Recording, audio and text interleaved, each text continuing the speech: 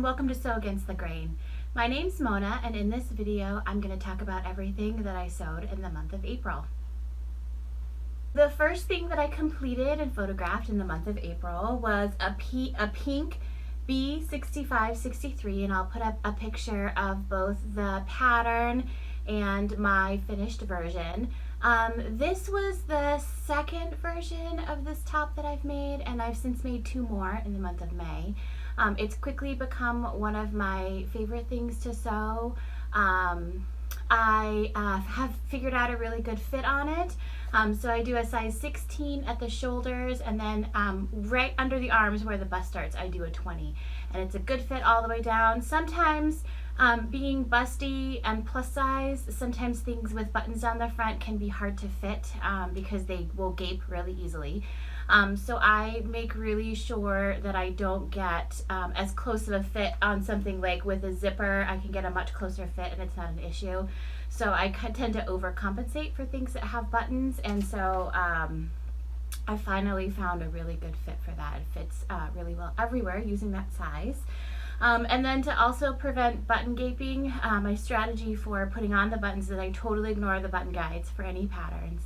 And I try on the blouse once it's complete, and I pin the blouse across at the fullest point of my bust, and a button always goes there. And then I will measure down and up from that point to place the rest of the buttons, but I always make sure that there's one right across the fullest point of my bust, and that really helps with gaping as well.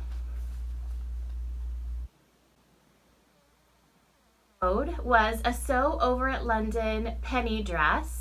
So this is a really relaxed fit half shirt dress. It's got an elasticated waist. There's no darts or anything. It's so simple to construct.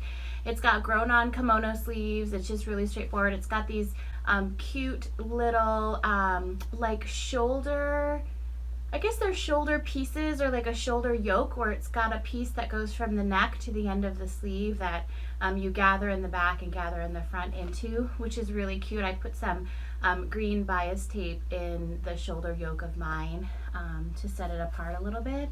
I made it out of a floral lawn that I picked up from Joann's, and I'll link it below if I can find it online. And I actually put it together for a little lawn party challenge on Instagram. The hope was that you make a dress that screams spring, so I thought the floral lawn was a really great fabric to use. And then a little lawn party, the hope was that you use lawn, which I love sewing for dresses and shirts, so it was a really easy project for me to do. I really enjoyed it.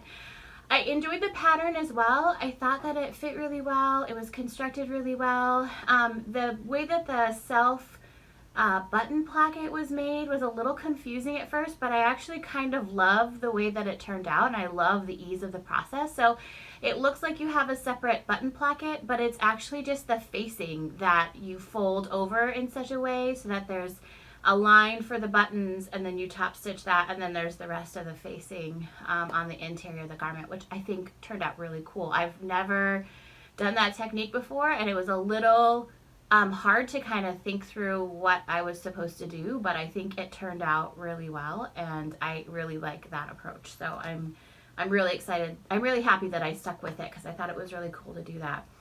I had seen some reviews online on YouTube and on people's blogs that the Sew Over at Penny tended to be short in the front for women that had a larger bust. And I didn't exclusively find it short in the front, but I did find the entire bodice was definitely a little bit too short for me. And I think because it's intended to be blousey and has an elasticated waist, and kimono sleeves, which kind of pull the bodice up a little bit when you raise your arms, I found that the waistline of the dress was constantly pulling up over my belt throughout the day, and I was pulling the dress down all day. So to keep that blousiness, but also make it so that the waistline stays on my waist, I think the next time I make it, and there'll definitely be a next time, I really enjoyed it. I think the next time I make it, I'm going to lengthen both front and back bodice by at least probably an inch, maybe an inch and a half.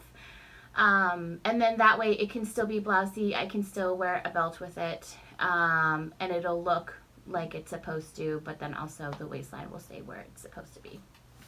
I'm actually not going to show you yet or put up a picture of it or talk about it too much.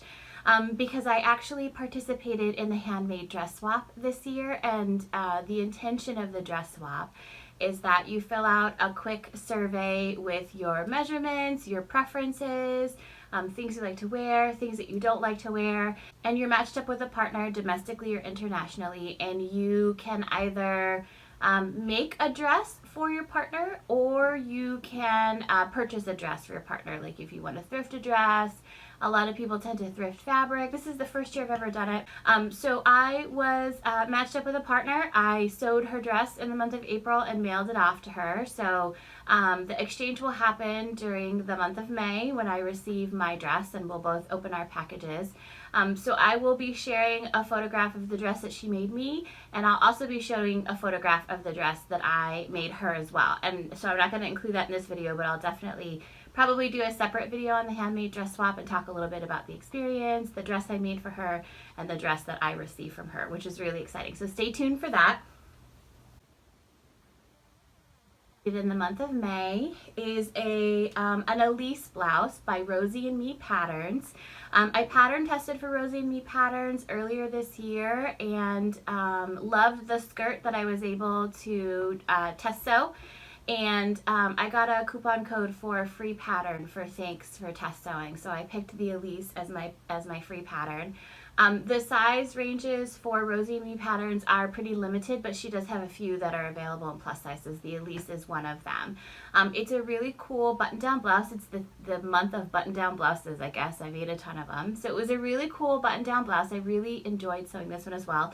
It's got a really neat, you'll see this in the picture, it's got a really neat kind of turn-up shoulder on the sleeve. So it's got grown on sleeves, and then it's got a little kind of pointed turn up, which I put a button onto, which I think makes it a really unique, interesting pattern. It also has a low neckline with a big shawl collar. The neckline is a little bit low for me, so I'm definitely going to raise it the next time I make it. And I saw that Rosie and Me just posted a tutorial for how to raise the neckline on that pattern, so she did all the hard work for me, so that's really exciting.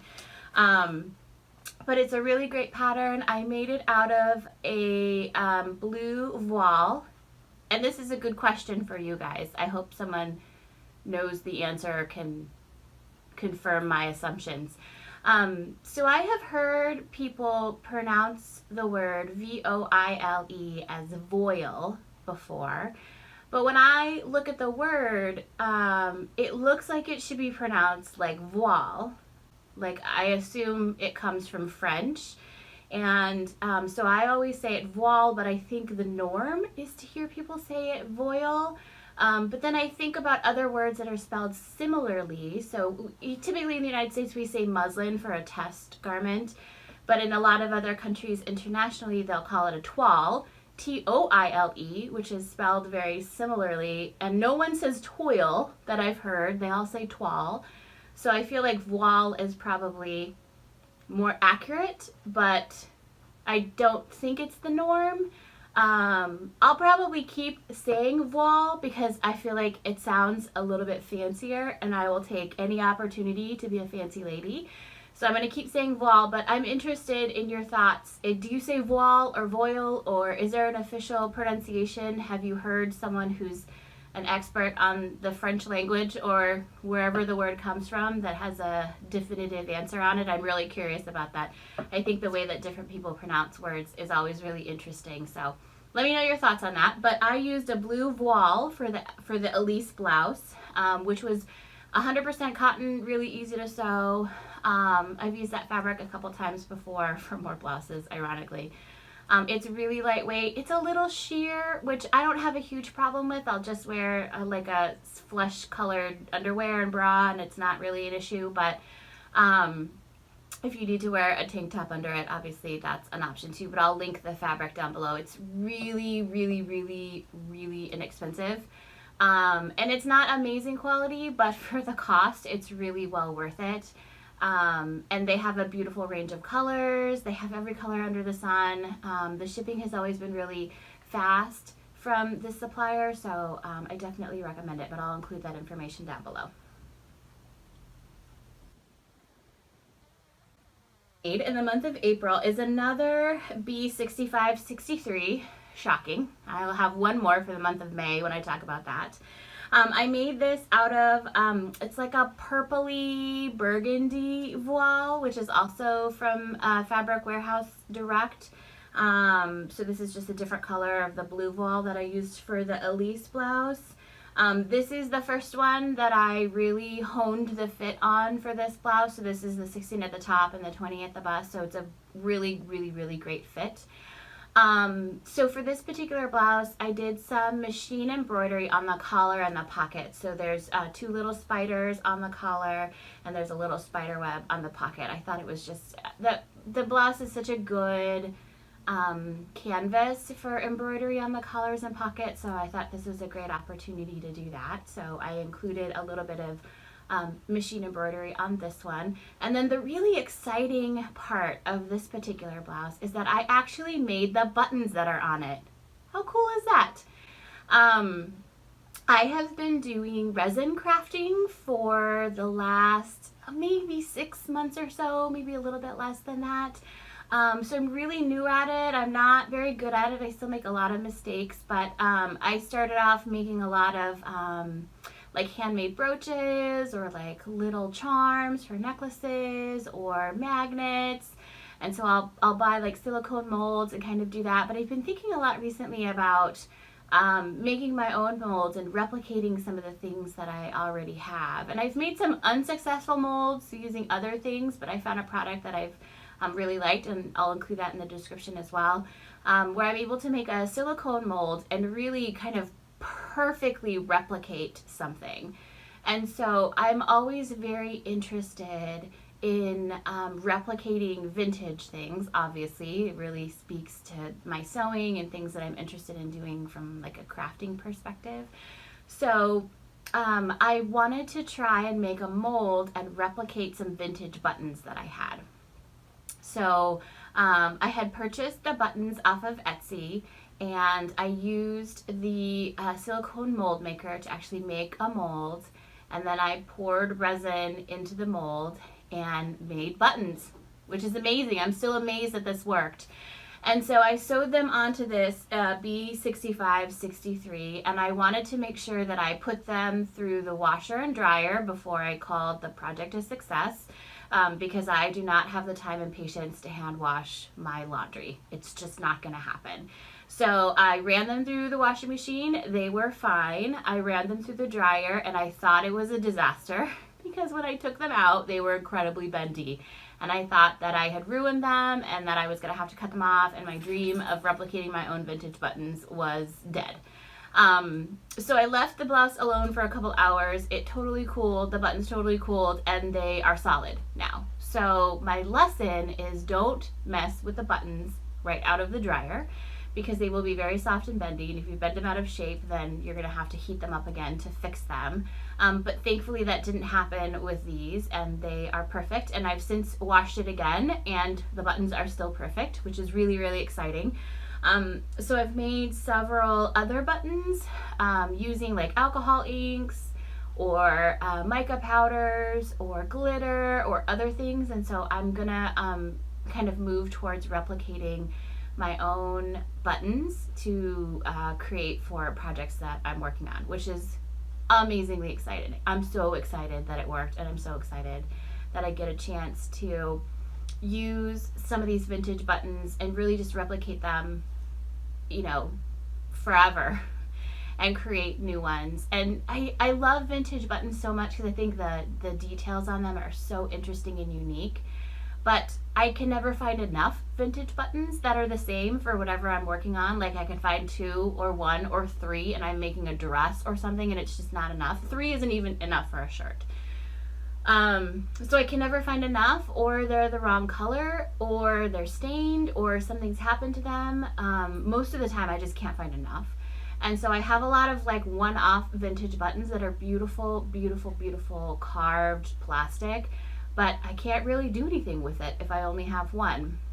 So now I can make a mold of that one random button that I love and replicate it as many times as I need to for a particular project, which is so amazing and such a great way to preserve history, because who doesn't love vintage buttons? And then being able to make new buttons from an old mold and reuse them. It's just such a great connection to history using a technology that's really exciting for us to have nowadays. So that is really super duper exciting, and I'm definitely going to do a lot more, and I have been doing a lot more button making in the last couple of weeks, which is really, really cool. I'm really excited about that.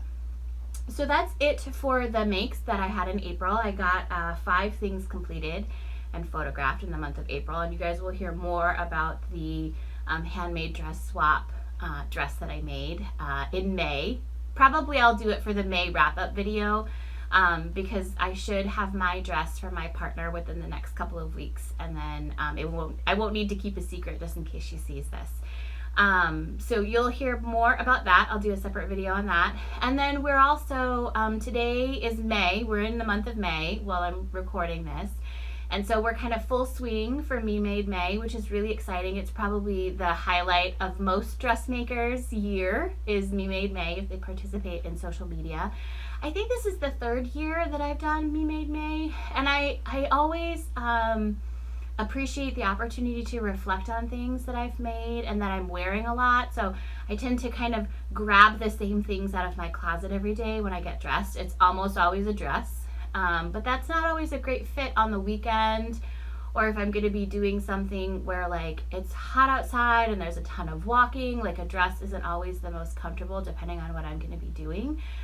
So I always like Me Made May as a good time to reflect on things that I'm really wearing and enjoying, and gaps in my wardrobe, which I think is one of the big intentions of Me Made May, is to think about some of the things that you wish you had in your wardrobe that you don't. So if you're following me on Instagram, I'm posting outfit photos when I wear something that's me made, and my commitment for the month is that I want to strive to wear a me made article of clothing 5 days a week for the month of May, and then to focus on sewing casual wear, which thankfully I've done really, I've been really successful at. So a lot of blouses. I sewed a pair of pants in the month of May. I have another pair of pants ready to go. I'm hoping to perfect the pants pattern I've been using, which is the cigarette pants from Gertie Sew's Vintage Casual.